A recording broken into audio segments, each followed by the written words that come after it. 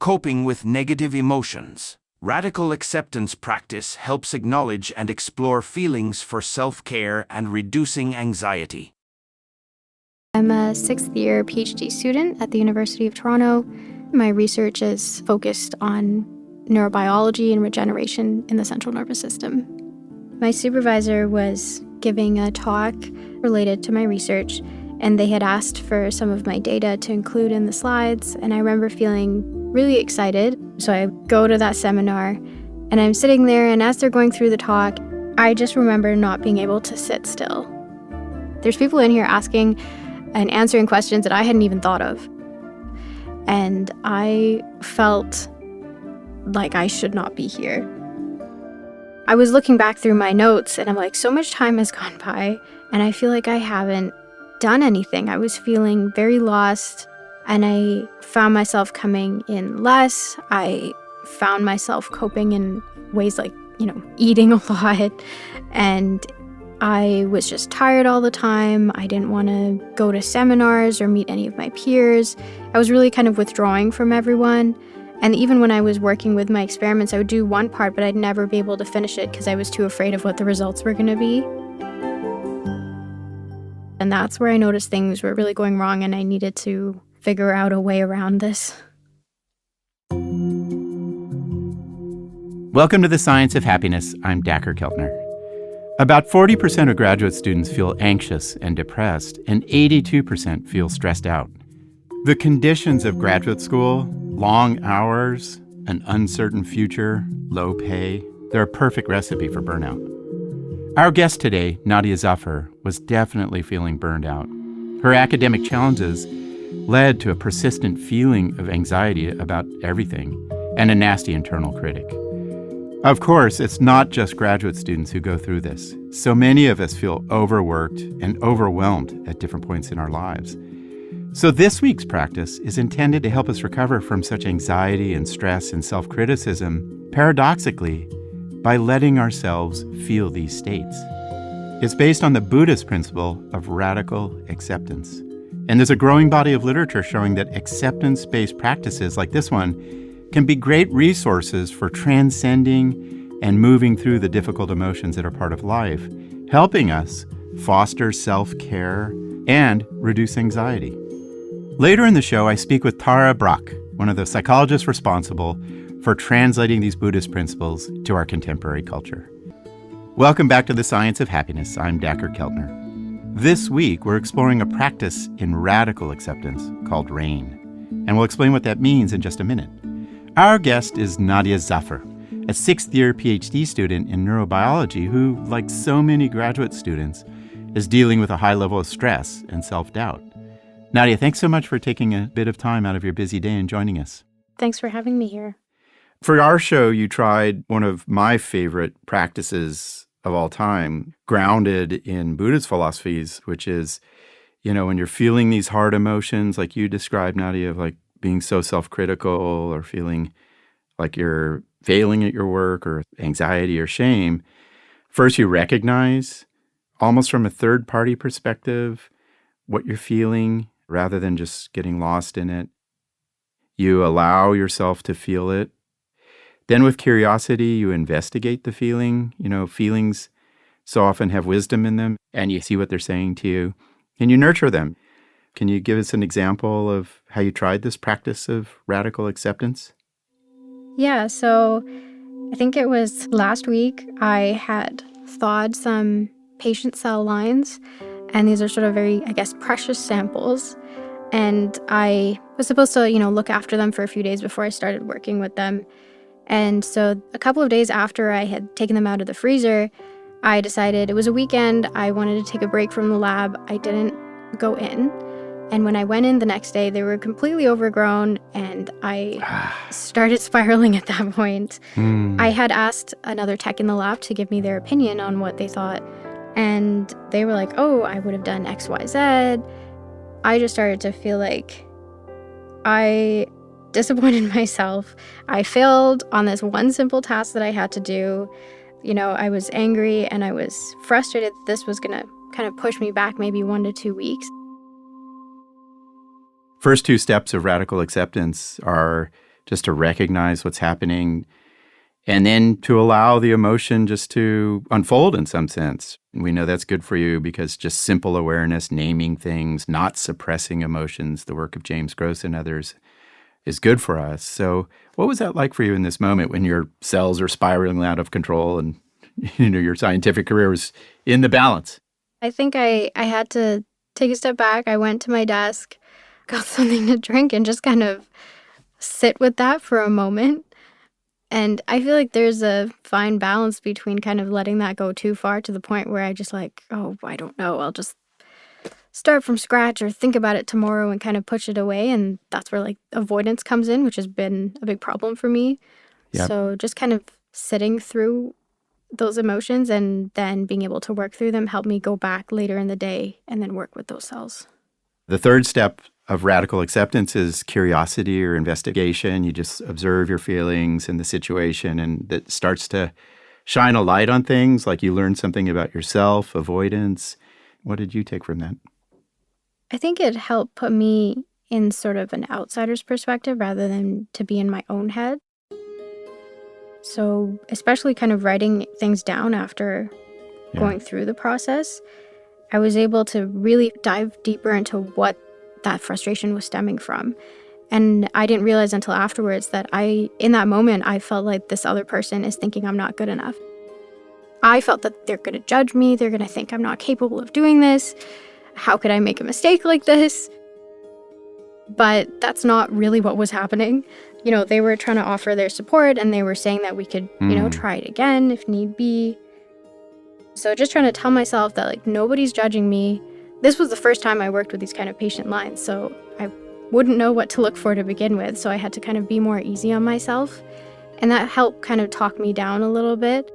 I mean, it's interesting how just observing the feelings, just trying to take a stance of curiosity to the hardest of feelings makes us take this other perspective on our subjective states. You know, we look at it from another person's eyes. And then the fourth step you've already talked about is nurturing, self-compassion. Why did self-compassion in particular and nurturing speak to you? I think to be honest, I had to like force it onto myself. I wasn't accepting it very easily. Yeah. Why do you think that is?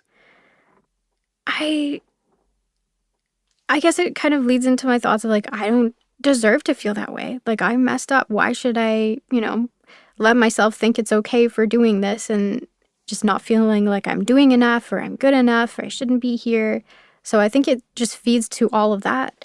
So I didn't really want to listen to it, but kind of telling myself that over and over, I think that was what hit the brakes on my whole spiraling process. When you're going through all of this, your mind becomes your worst kind of enemy, and it's the thing standing in the way of your recovery. I mean, you've taken us on quite a tour, Nadia, of the benefits and the challenges of radical acceptance. Is there anything else that you learned in doing this practice during graduate school? Something that I kind of tacked on that I kind of heard about a few days ago was the way you look at anxiety. I view it as a negative thing. It hinders me. It stops me from getting where I need to go and causes me a lot of pain and anguish. But anxiety isn't necessarily a bad thing. It's your body trying to tell yourself that you should be cautious of something. And it's when it gets out of control that it's a problem. So drawing that line, I felt was easier to do when I was sitting in that acceptance state, and as well the nurturing one, where I was telling myself, the feelings that you're feeling are normal. Look at your mind and your feelings more positively and understanding that it's trying to protect you. It's coming from a good place. And kind of realize that, okay, it's not the end of the world. You can keep going. Thank you so much for being on our show. It's been so full of insight. Thank you so much.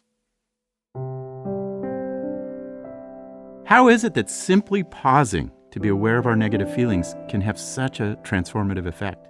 In Buddhist psychology, the real freedom comes from shifting from being identified with the self who's failing or wanting or whatever it is, to being the awareness that's aware of that.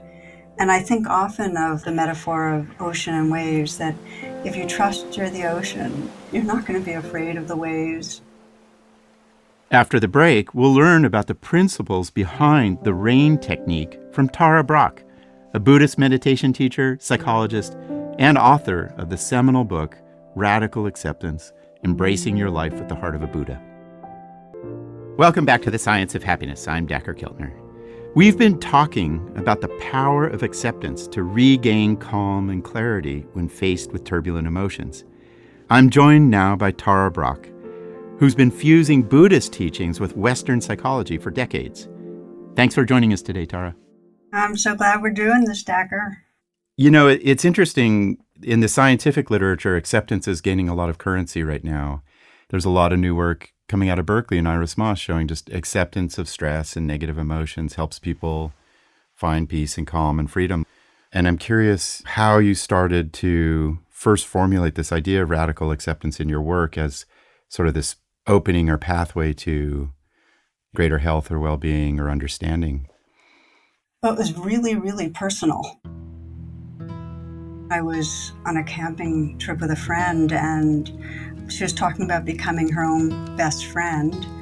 And I realized with this kind of shock of how I was completely the opposite, how I was entirely down on myself for, my body, my weight, my personality, my way of relating to others. I mean, just everything. I was the harsh critic. And that became the sense of what I've called the trance of unworthiness, just realizing I was living in the clutch of self-aversion. Yeah. And there was something about seeing that let me know that something else was possible. And it's in this moment of awareness, we inhabit a larger space and we realize, okay, I'm stuck, but there's something else. You've written about one of the root causes of suffering is our ruminating tendencies, our self-critical tendencies. How does this radical acceptance shift these thought patterns, do you think? What have you observed? Yeah, we believe our thoughts. So there's a real deep wisdom in the instructions to don't believe your thoughts, and don't believe your thoughts, and don't believe your thoughts. In Buddhist psychology, the real freedom comes from shifting from being identified with the self who's failing or wanting or whatever it is, to being the awareness that's aware of that. Yeah. A tenderness and openness, but it's not hooked by it. And I think often of the metaphor of ocean and waves, that if you trust you're the ocean, you're not going to be afraid of the waves. And so radical acceptance is, in a way, it's a training to not be lost inside the waves of thought. It's a training to keep coming back again and again to that sea of awareness and see the thought waves, but not buy in. And the more times that we do that, and this is the beauty of meditation, that even if, we might practice and not feel completely unstuck, we gradually begin to trust the who we are versus the narrative that we've been telling ourselves. You make a strong argument for the fundamental need of pausing, that these contemplative practices, the RAIN meditation, a loving kindness approach, really need pausing to precede it. How did you get to that idea that this is almost the first step in the contemplative life, is to pause? Immediately I think of Viktor Frankl, who said in between the stimulus and the response, there is a space, and in that space is your power and your freedom. Most of our moments are lived in a stimulus react kind of mode. We're kind of rolling into the future, reacting. If we can recognize it and say, let's just take a short time out here, what that allows us to do is make what I call the U-turn, where we can circle it back and say, oh, what's going on inside me? And we can do the RAIN practice. We can get in touch with what's underneath. There's always something we care about. There's some vulnerability. And then when we reconnect, we can be speaking from a deeper, more whole, and more awake place. So the pause gives us a chance to break habitual patterning and deepen our attention. And that creates space. It lets everything loosen up. And in that space, and this is something that I discover more and more, once we create space for what's here, it fills with tenderness.